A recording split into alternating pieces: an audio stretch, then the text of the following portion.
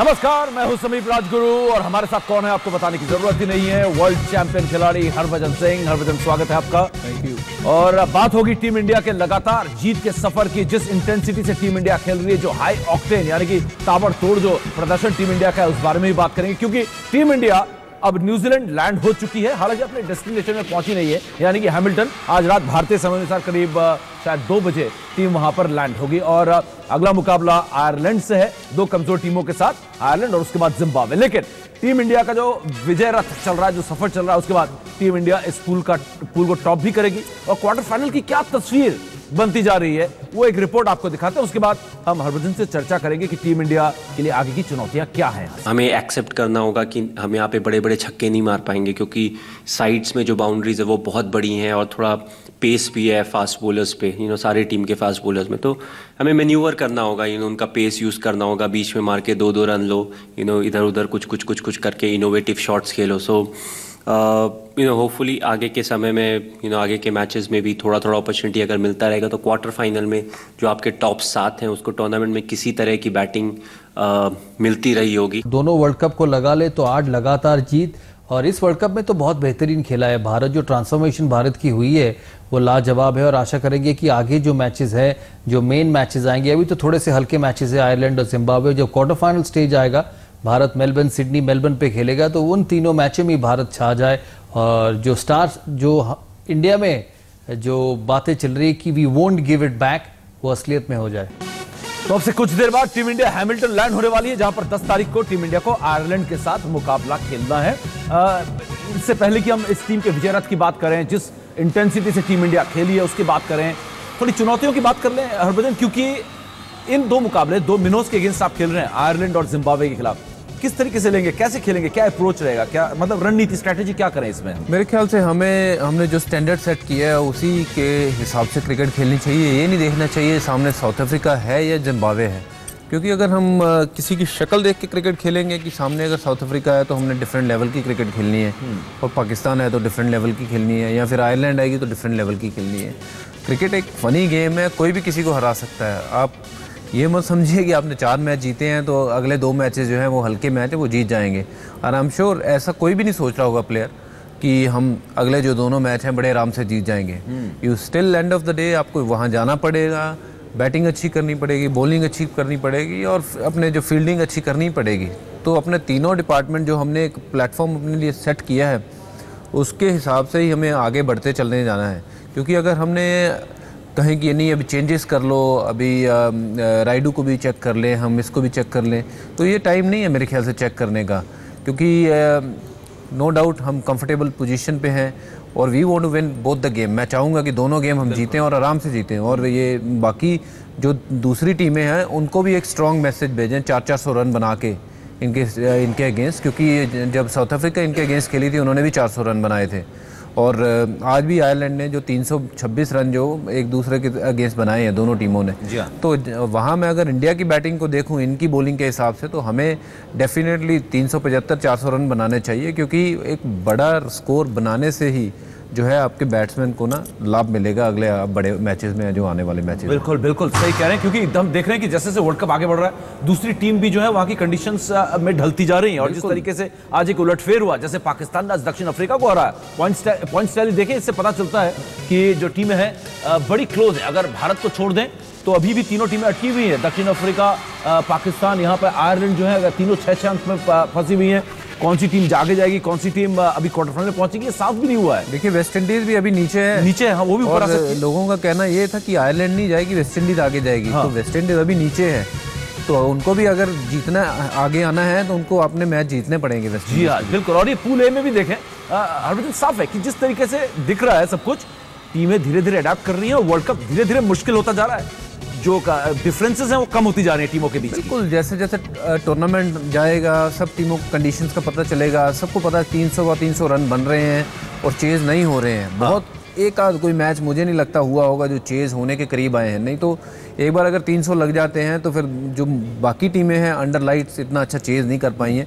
तो वहीं पे है कि बाकी टीमें भी उतनी ही जल्दी आगे बढ़ रही हैं जितनी हमारी टीम आगे बढ़ रही है। बिल्कुल। पर हमें इस चीज़ से ये कॉन्फिडेंस मिलता है कि हमने चारों मैच जो हैं वो दूसरों टीमों को आउट प्ले किया है। बिल्कुल, हमने उनको गेम में आने नहीं दिया है, तो इससे जो ये सबसे बड़ा प्लस पॉइंट है। और जो आने वाले नॉकआउट्स के मैच होंगे, क्वार्टर फाइनल, सेमीफाइनल, फाइनल, वो ऐसे ग्राउंड्स पे हैं जैसे सिडनी, मेलबर्न, जो अगर हम तीनों मैच अच्छे खेलें और तीनों कंडीशंस ऐसी हैं जो मतलब स्पिन को भी फेवर करती हैं, थोड़ा सा स्लो ट्रैक है जो नॉर्मली ऑस्ट्रेलिया में, जैसे पर्थ का विकेट था वो तेज़ विकेट था, सिडनी और मेलबर्न में हमें जो वो विकेटें हैं वो काफ़ी मदद करेंगी हमें जिस तरीके के हम क्रिकेट खेलते हैं। तो आपने गेंदबाजी की बात की, और अगर टीम इंडिया का ये प्रदर्शन रहा है तो इसका बहुत बड़ा कारण है हरभजन सिंह के साथी गेंदबाजों का, जिन्होंने जबरदस्त गेंदबाजी की है। और इसी गेंदबाजी की उम्मीद पर अब हम ये कह रहे हैं कि टीम इंडिया जो है वर्ल्ड कप के सबसे बड़े दावेदारों में शुमार है।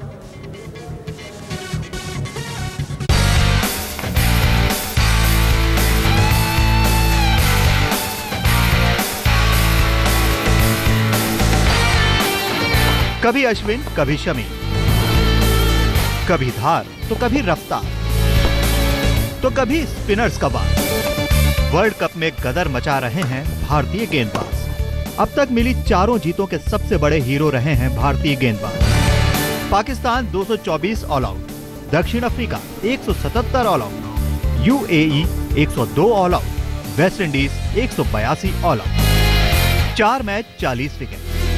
1983 वर्ल्ड कप के बाद ऐसा पहली बार हुआ है कि भारतीय गेंदबाजों ने लगातार 4 वर्ल्ड कप मैचों में विरोधी टीम को ऑल आउट किया है, वो भी टूर्नामेंट के पहले चारों मैचों में। The contribution of all the bowlers is superb. You know, Umesh is bowling well. He is bowling quick. Shami again, yes, he has taken that extra responsibility of bowling with the new ball, and it gives Mohit, you know, a bit more time in the middle order with a bit more fielders, and he has been very consistent. So overall, the fast bowling department, you know, the 3 of them, they have bowled really well as a unit. अच्छा लगा कि शमी को man of the match मिला। इस bowling unit को अगर सबसे ज़्यादा किसी ने वो चार्ज अप किया है तो वो मोहम्मद शमी है। पहले मैच में जैसे उन्होंने शुरू किया था पाकिस्तान के साथ, वैसे उन्होंने ले इतनी अच्छी पकड़ी है कि आज तो उनकी बॉलिंग देखने लायक थी कि जितना बॉल स्विंग करा रहे थे, सीम करा रहे थे और बाउंस करवा रहे थे, वो अपने आप में एक देखने वाला दृश्य था। मैंने बहुत कम ऐसे फास्ट बॉलर देखे हैं, इंडियन फास्ट बॉलर्स, जो बाहर जाके इतनी अच्छी बॉलिंग कर रहे हो। तो वेल डन शमी एंड जितने भी और बॉलर्स हैं, उमेश यादव ने बड़ी अच्छी बॉलिंग की, अश्विन ने अच्छी बॉलिंग की। तो अब पूरे ओवरऑल जो देखा जाए बॉलिंग पैकेज जो है बहुत अच्छा रहा है इंडियन टीम का। ये वही गेंदबाज हैं जिन्हें वर्ल्ड कप शुरू होने से पहले टीम इंडिया की सबसे बड़ी कमजोरी बोला जा रहा था। यही गेंदबाज इसी ऑस्ट्रेलिया में लुट पिट रहे थे जब ट्राई सीरीज चल रही थी। हाल इतना बुरा था कि हर ओर हाहाकार मचा था, लेकिन अब यही गेंदबाज भारत की सबसे बड़ी ताकत बन गए हैं और विरोधियों के लिए आफत। एक अरसे के बाद भारतीय गेंदबाज इस कदर कहर बरपाते नजर आ रहे हैं। 3 फास्ट बॉलर्स तीनों अच्छी बॉलिंग कर रहे हैं और 2 स्पिनर्स आके बहुत अच्छा रोल निभा रहे हैं। अच्छी बात यह है कि दोनों स्पिनर्स बैटिंग कर सकते हैं। सबसे ज्यादा चीज जो सामने निकल के आई है भारत की गेंदबाजी और फील्ड में इंटेंसिटी। उन्होंने बहुत अच्छी गेंदबाजी की है और एक मेथोडिकल गेंदबाजी की है, तो ये चीज सबसे उभर के आई है भारतीय टीम के लिए। उम्मीद है कि काया पलट की ये कहानी अब न्यूजीलैंड में होने वाले अगले दोनों मैचों में भी जारी रहेगी। विक्रांत गुप्ता, पर्थ, आज तक। आपने कहा था कि रंग बदलेंगे, आपको मालूम था रंग बदलेंगे, और रंग बदला और उसका नतीजा हम देख रहे हैं हमारे सामने है। और ये जो स्टेटमेंट की बात कर रहे हैं हम लगातार, इस स्टेटमेंट का मतलब क्या होता है? क्योंकि कई बार हमने देखा वो प्रेशर जो हमें समझ में आता है, अब हरभजन आ गया, सीधी बॉल में भी आउट हो जाते हैं बिना स्पिन के भी। मैं स्टेटमेंट बताता हूँ कि स्टेटमेंट का मतलब ये होता है कि जब ऑस्ट्रेलिया, आज से मैं अगर 10 या 15 साल पीछे चले जाऊँ तो ऑस्ट्रेलिया एक इतनी बड़ी टीम थी, वो लगातार 20-20 मैच इकट्ठे जीतती थी, बिल्कुल हारते नहीं थे। तो वो एक स्टेटमेंट होती थी। हम जब खेलते थे उनके साथ तो हमें ये जरूर लगता था सबकॉन्शियस माइंड में ऐसे कि यार आप जीता हुआ मैच भी हार जाते थे उनसे, कि मतलब ऐसा लगता था कि नहीं यार इनसे जीतना बहुत मुश्किल है। वो कहीं ना दिमाग में वो चीज़ ऐसी घुसी हुई थी। जब तक हमने उनको 1 या 2 बार लगातार हराया नहीं तो हमें वो यकीन आया नहीं।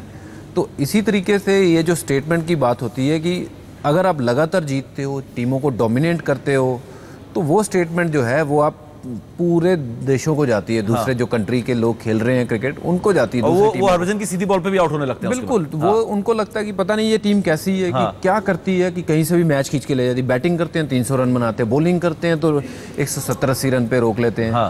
तो ये जो है मैसेज स्प्रेड करना बहुत ज़रूरी होता है, और वो हो सकता है एक ही तरीके से अटैकिंग क्रिकेट खेल के, पॉजिटिव इंटेंट के साथ से। जो पहले मैच से मैंने देखा, positive intent, positive attitude, people are running around, diving around, you know, people wanted कि मेरे पास बॉल आए, मैं फील्ड करना चाहता हूँ। तो अगर वैसा एटीट्यूड से अगर हम क्रिकेट खेलेंगे तो अपने आप वो जो स्टेटमेंट है वो कैरी करती है। दूसरी टीमें थोड़ा घबराती हैं आपके साथ खेलने से। और अब आई एम श्योर इस टूर्नामेंट में इंडिया से खेलने से लोग घबरा रहे होंगे जिस तरीके से हमने प्रदर्शन किया है। And I want them to continue with the same. Batting अच्छी की है, बॉलिंग अच्छी की है। और थोड़ा सा मैं धोनी को भी छूना चाहूंगा। कल के मैच के बाद धोनी के सर के ऊपर से भी प्रेशर उठा होगा, जो टीम इंडिया को बहुत बड़ा पॉजिटिव होगा। बहुत बड़ा पॉजिटिव है। धोनी की खुद की बैटिंग इतनी बड़ी, मैच चेंजिंग, मैच विनिंग उसकी पारियां होती हैं कि अगर पूरी टीम एक तरफ आ जाए और धोनी की पारी एक तरफ आ जाए तो कई बार धोनी अकेले ही मैच निकाल के ले जाता है। तो जब तक धोनी है, एबी डिविलियर है, तो आप कह सकते हो कि आप मैच में हो। हाँ। वैसा वाला प्लेयर है धोनी। तो सबसे बड़ा मैच विनर मैं मानूंगा धोनी, कोहली, ये 2 मैच बड़े मैच विनर हैं। तो इट्स गुड टू सी धोनी ने कल 40-50 बॉल खेले हैं और रन बनाए हैं, और वो भी चौके छक्के मार के रन नहीं बनाए हैं, सिंगल डबल में रन बनाए हैं। उन्होंने पूरा फील लिया, काफी बदल दिया, जैसी जरूरत वैसी बैटिंग धोनी। धोनी सबसे स्मार्ट क्रिकेटर है। हाँ। धोनी का ये है कि उसको जब छक्के वाली इनिंग चाहिए तो वो छक्के मारता है, जब उसको सिंगल वाली इनिंग चाहिए तो फिर वो सिर्फ और सिर्फ सिंगल ही लेता है। इसी बात पे कल वो जडेजा से भी नाराज था कि उसको उस टाइम पे सिर्फ स्ट्राइक जो है रोटेट करनी थी। जडेजा को बहुत बैक भी कर रहे हैं। मैं अभी ये सुन भी रहा था कि जडेजा अच्छे प्लेयर हैं, ही नीड टू थिंक मोर, अभी और उनको काम करना चाहिए अपनी गेम के ऊपर। डेफिनेटली अगर जितना ये जडेजा या फिर बाकी लड़के भी अपनी गेम के ऊपर काम करेंगे तो धोनी के ऊपर जो प्रेशर है वो कम होता जाएगा, वो कम करना है आप। तो अब तक जो बात हुई उससे ये साफ हो गया है, टीम इंडिया ने जो स्टेटमेंट जारी किया उसका दबाव सामने वाली टीम पर होगा। अच्छे खेल के साथ साथ ये दबाव भी सामने वाली टीम पर जो है जोर डालेगा, और जो टीम इंडिया को है फायदा, इसका एडवांटेज मिलता जाएगा।